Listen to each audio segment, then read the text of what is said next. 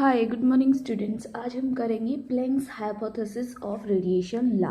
कि जब हमने वेन्स और डिस्प्लेसमेंट पढ़ा था, फिर उसके बाद वेन्स और रिले जी पढ़ा था, तो हमारा एक्सपेरिमेंटल डाटा कुछ इस तरह से आया था। ये थी एक्सपेरिमेंटल ऑब्जर्वेशन, ये वेन्स और एक था रिले। रिले ने कुछ इस तरह से दिया। ये हो गया वेन्स का और ये था रिले का।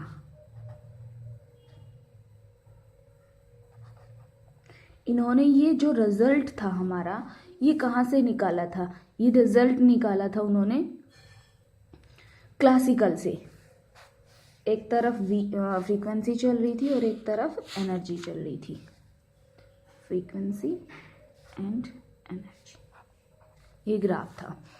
अब जो प्लैंक्स ने क्या कहा? प्लैंक्स ने कहा कि एनर्जी जो है कॉन्टिन्यूअस नहीं चलेगी। Energy is not continuous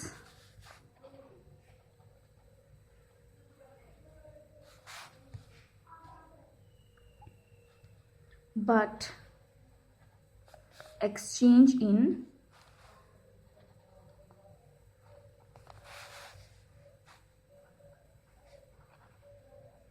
discrete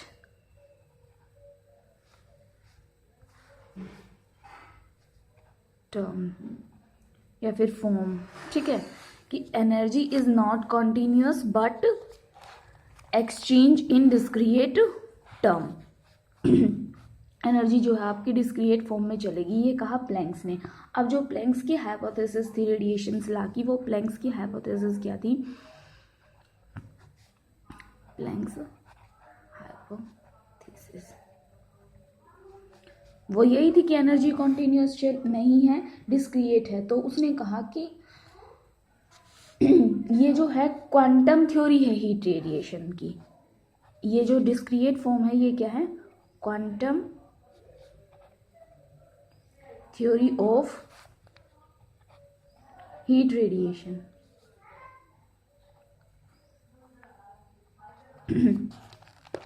this is quantum theory of heat radiation कि एनर्जी जो है कॉन्टिन्यूअस नहीं है, डिस्क्रिएट है। तो उसने दिया E is equal to NH nu. ये उसने नया फॉर्मूला कहा। और E क्या है? क्वांटम एनर्जी है। ठीक है, ये क्वांटम एनर्जी है एक्सचेंज वाली, कि एक एनर्जी जो है एक्सचेंज होगी दूसरे से। और N क्या है? N जो है एक नंबर है जिसकी वैल्यू वेरी करेगी 1 0 1 2 3 4, मतलब एक डिस्क्रिएट अमाउंट में की। और एच न्यू क्या है? ये यहाँ से उसने टर्म निकाली थी फोटोन। ठीक है, ये एक क्वांटा है, एक टर्म है कि पूरी की पूरी energy n is equal to 1, n is equal to 2, n is equal to 3 means 3 particle exchange हो गए, 4 पार्टिकल एक्सचेंज हो गए, 5 पार्टिकल एक्सचेंज होगी। मीन्स इस तरह से एक पैकेट की टर्म में एनर्जी चलेगी। वहीं से क्या निकल के आया? फोटोन। तो इस एनर्जी को क्या बोलते हैं? इस एनर्जी के पैकेट को फोटोन भी बोलते हैं। और h की वैल्यू आप सभी को पता है कितनी होती है? 6.62 इंटू 10⁻⁻34 जूल सेकेंड। ठीक है, अब जो इसने E is equal to NH mu से, हमें रिले की पता है कि क्या रिजल्ट निकल के आए थे, और हमें वेन्स के भी पता है। तो इसका जो रिजल्ट निकल के आया इस टर्म से E लैम्डा D लैम्डा, वो कितना निकल के आया? वो निकल के आया 8 पाई HC बाय, वहां पे एक में था लैम्डा पावर 4, एक में था लैम्डा पावर 5। इसमें भी क्या निकल के आया? Lambda power 5। लेकिन इसने क्या निकाला? 1 by E power H mu कर लो या फिर HC बाय लैम्डा कर लो, KBT -1 इंटू डी लैम्डा। ये इसका रिजल्ट निकल गया है। तो अगर कहे, ये देखो 1 बाय HC बाय KBT -1, ये वहीं से है GPDP से। ठीक है, अब इसको हम लोअर वैल्यू के लिए निकाले तो भी ये कुछ ना कुछ आउटपुट दे रहा है, और हायर वैल्यू के लिए देखे तो भी ये आउटपुट दे रहा है।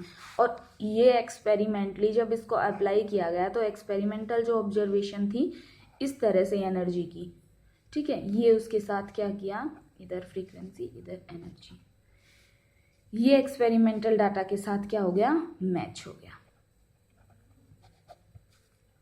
तो ये थी आपकी प्लैंक्स हाइपोथेसिस।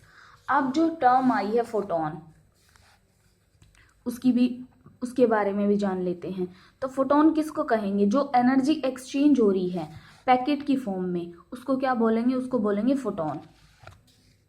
तो फोटोन को हम क्या कह सकते हैं, पैकेट ऑफ एनर्जी, एनर्जी का पैकेट है, विच एक्सचेंज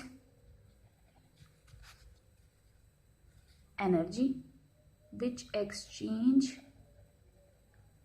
ड्यूरिंग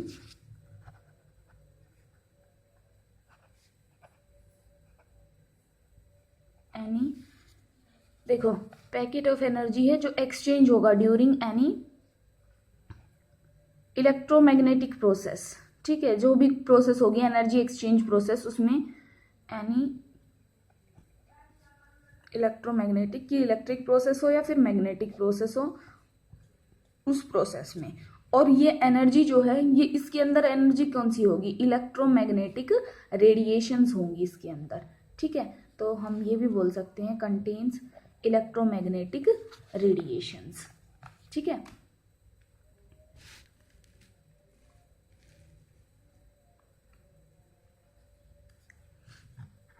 यहाँ तक सबको क्लियर हो गया।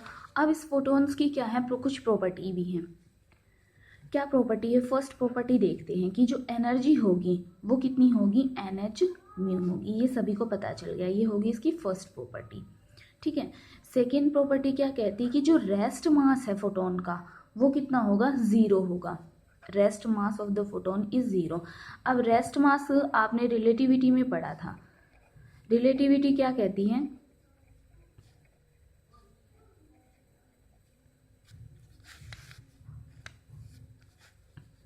m is equal to M naught by under root 1 minus we square by C square. ये था m नोड, क्या है, m नोड है हमारा रेस्ट मास, और ये क्या लेते थे हम, मूविंग मास। अब देखो रिलेटिविटी है, मतलब रिलेट कर रहे हैं ना कि फोटोन की एनर्जी इस तरह से होगी, या फिर इसका रेस्ट मास, अगर रेस्ट मास की टर्म आ गई तो मीन्स ये मूव भी करेगा, फोटोन पैकेट है एनर्जी का, एनर्जी ऐसे मूव कर रही है, वेव की फॉर्म में मूव कर रही है, तो यहाँ पे क्या आ गई, रिलेटिविटी आ गई। उसने कहा रेस्ट मास जो है वो 0 होगा। अब रेस्ट मास कैसे 0 होगा वो देख लेते हैं।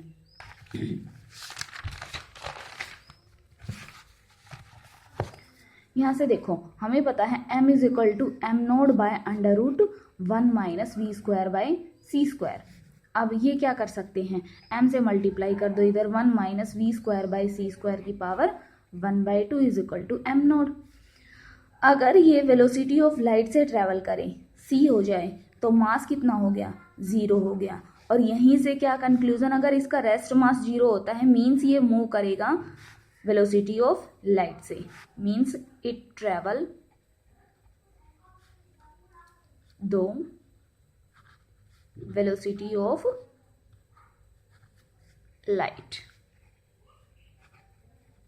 ठीक है। अब एक टर्म और आ गई कि ये जो आपका फोटोन होता है इसकी एक डेफिनेट मोमेंटम भी होता है। तो मोमेंटम कैसे निकालेंगे, मोमेंटम हमें पता है, मोमेंटम कितना होता है, momentum is equal to p is equal to mass into velocity होती है, ये होता है मोमेंटम, ये इसका डेफिनेट फॉर्मूला है। लेकिन फोटोन का कैसे निकालेंगे हम, फोटोन देखो, फोटोन के लिए एनर्जी इज इक्वल टू, अब रिलेटिविटी है तो एनर्जी किसके इक्वल ले ले, फोटोन इसके केस में कितना हो गया, अब वेलोसिटी इसकी c है तो फोटोन कितना हो गया, m into C. p is equal to M भी लेते हैं और p is equal to h by lambda, ये हमें ड्राइव करना है कि फोटोन जो है उसका एक डेफिनेट मोमेंटम होता है h बाय में lambda, p is equal to M भी होता है, यहाँ पे स्पीड c है तो p is equal to M C, ठीक है। c से मल्टीप्लाई कर लिया, c से डिवाइड कर दिया, ठीक है। E is equal to M C square, ये पढ़ा है कहीं कि रेस्ट मास जब अगर 0 हो जाए तो एनर्जी किसकी इक्वल हो जाएगी, मास इंटू वेलोसिटी का स्क्वायर, हाफ mv स्क्वायर होता है ना काइनेटिक एनर्जी। ठीक है, पोटेंशियल एनर्जी 0 होगी, रेस्ट मास 0 हो गया तो E is equal to M C square. तो यहाँ पे क्या आ गई, E आ गई, P is equal to M C square by c था ये, और यहाँ पे आ गया E बाय सी। तो ये एक फॉर्मूला काफ़ी जगह यूज होता है, P is equal to E by c, इसको मेमोरी में रिटेन कर लो। ठीक है, अब हमें पता है E is equal to, photon के केस में हम कितना लेके चल रहे थे, NH म्यू लेके चल रहे थे, तो P is equal to NH mu by c. अब देखो म्यू बाय सी हमें पता है, लैम्डा इज इक्वल टू कितना होता है, C बाय म्यू, तो म्यू बाय सी कितना हो गया, लैम्डा, तो P is equal to NH by lambda. और हमें पता है मोमेंटम क्या होता है, P is equal to H by lambda. ये प्लैंक्स की हाइपोथेसिस थी कि ड्यूल नेचर होता है, तब वो वहाँ पे किया था ना, P is equal to H by lambda. तो यहाँ पे क्या आ गया, P is equal to H by lambda, means एक डेफिनेट मोमेंटम है। अगर हमें उसकी वेवलेंथ पता हो तो यहाँ से हम मोमेंटम निकाल सकते हैं। अगर मुझे उसका मास और वेलोसिटी पता है तो भी मैं क्या निकाल सकती हूँ, उसका मोमेंटम निकाल सकती हूँ। मीन्स या तो वेव नेचर हो तब भी इसका डेफिनेट मोमेंटम है, या फिर मास और वेलोसिटी हमें पता है तो भी इसका एक डेफिनेट मोमेंटम है। ये फोटोन की थर्ड प्रॉपर्टी होगी। अब देखो फोटोन्स क्या है, हमारे इलेक्ट्रिकली न्यूट्रल होते हैं। ठीक है, फोर्थ प्रॉपर्टी क्या होगी, फोटोन्स आर, वैसे इसको फिफ्थ मान लेना, वेलोसिटी ऑफ लाइट से मूव करेगा, इसको फिफ्थ प्रॉपर्टी आप मान सकते हो। Photons are electrically neutral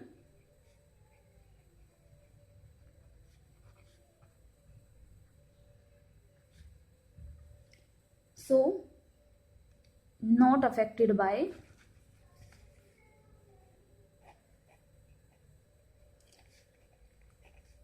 electric और मैग्नेटिक फील्ड। तो इलेक्ट्रिकली न्यूट्रल है तो ना तो इलेक्ट्रिक फील्ड का इन पे कोई असर पड़ेगा और ना ही मैग्नेटिक फील्ड पे कोई असर पड़ेगा। ये होगी आपकी फोटोन्स की प्रॉपर्टी। ठीक है, तो देख लेना एक बार जो प्लैंक्स हाइपोथेसिस थी रेडिएशंस के लिए वो भी देख लेना, और फोटोन की प्रॉपर्टी है वो भी देख लेना कि कैसे इसका रेस्ट मास 0 होता है और कैसे इसका एक डेफिनेट मोमेंटम होता है। ठीक है।